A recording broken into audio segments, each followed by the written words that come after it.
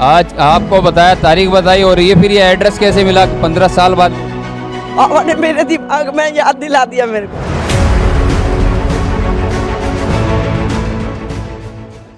तो मैंने पूछा कि आपको ये कैसे पता लगा? तो इन्होंने बोला कि मुझे कल रात को बशारत हुई है, यानी कि मुझे सपने में सरकार आलिया ने दर्शन दिए हैं और उन्होंने बताया कि कल मेरा पंखा चढ़ेगा। नमस्कार, आदाब, सत श्री अकाल। आप देख रहे जनता वंता, और जनता वंता में आपका फिर से स्वागत है एक नई वीडियो के साथ। आज सैयद आरफ अली शाह का उर्स था और ये पड़ती है जोरबाग में। ये बहुत चमत्कारिक है। सभी तरह के यानी सभी समुदाय के श्रद्धालु यहाँ पर आते हैं। कुछ लोगों के साथ मन्नतें पूरी हुई और कुछ लोगों के साथ चमत्कार हुआ। ऐसे ही एक श्रद्धालु आंटी हमारे साथ में है। ये उर्स यानी पंखा चढ़ने के बाद में आई है। पंकज भाई यहाँ के कमेटी के मेम्बरान हैं। हम इनसे बात करेंगे कि ये आंटी ने क्या इन्हें वाक़या बताया। जी पंकज भाई, ये बताइए इनके साथ क्या घटना घटी? यानी थोड़ी देर पहले जिक्र हो रहा था, मुझसे पूछा जा रहा था कि यहाँ के क्या चमत्कार हैं और क्या ऐसी बात है जो कि साक्षात अगर आपने देखा हो, सपने में देखा हो।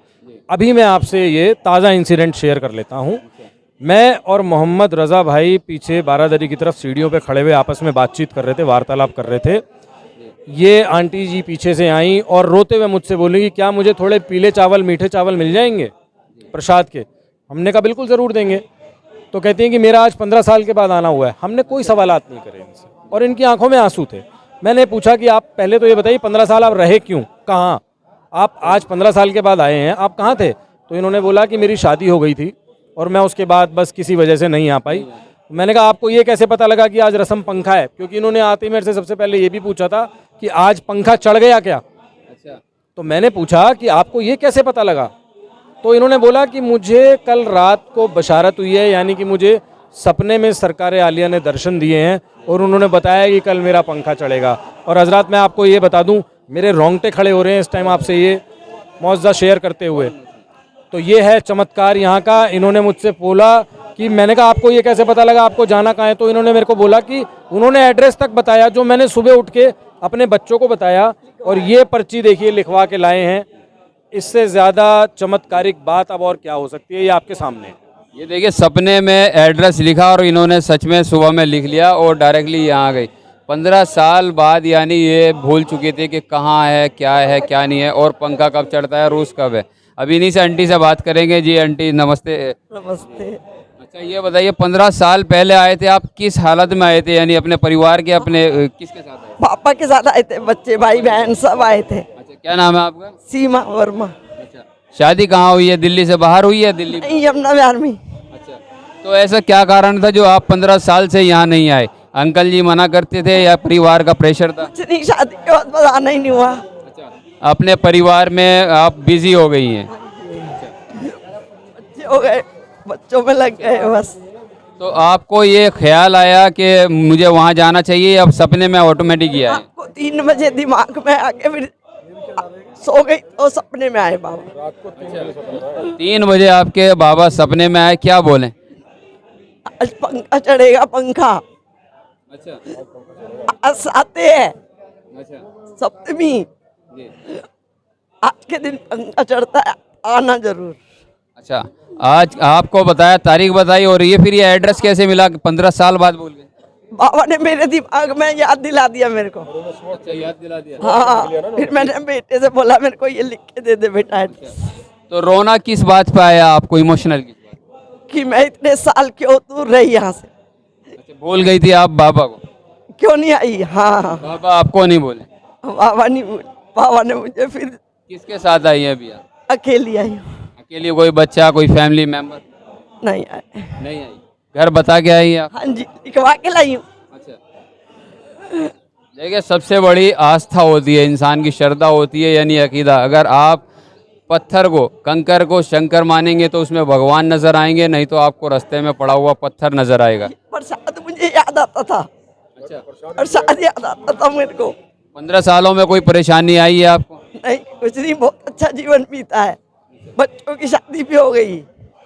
तो अभी आप बाबा से क्या बोलना है? हर साल आएंगी या फिर बस फिर 15? जब बाबा बुलाएंगे जब भी आ जाऊंगी। अच्छा, बाबा तो सबको बुलाते हैं एक साल। अब बाबा की मर्जी के बिना कोई आई हूँ मैं। बाबा ने बुलाया है मुझे। अगली बार परिवार के साथ आऊंगी। परिवार के साथ आएंगे। देखिए बहुत अच्छी बात है। जो और लोग यहाँ से जुड़ना चाहते हैं उनके लिए कोई संदेश देना चाहेंगे आप? यही कहूंगी कि बाबा किसी को नहीं भूलते, हम भूल जाते हैं।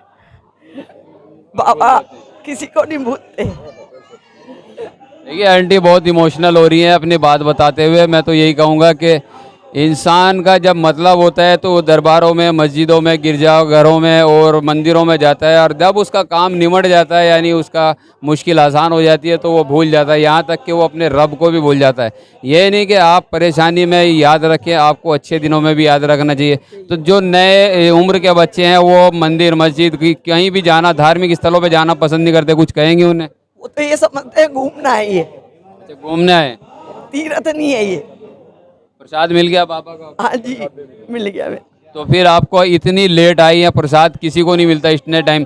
कमेटी के लिए और ये पंकज भाई के लिए क्या कहना चाहिए? मैं ये सोच के आई थी प्रसाद क्या मैं रात के 11 बजे तक बैठी रहूंगी, तो पंकज भाई के सर पे हाथ रख के इनको आशीर्वाद दीजिए। रात तक बैठी रहूंगी जब तक मुझे प्रसाद नहीं मिलेगा मैं घर नहीं जाऊंगी। आपने कसम खा ली?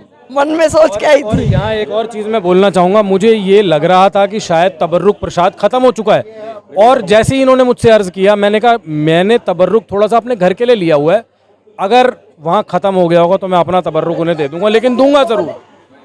देखिए सोच है इंसानियत की, सबसे बड़ा धर्म जो होता है मानवता होती है। मानवता इसी जगह मिलेगी। नहीं मिल गया, मिल गया।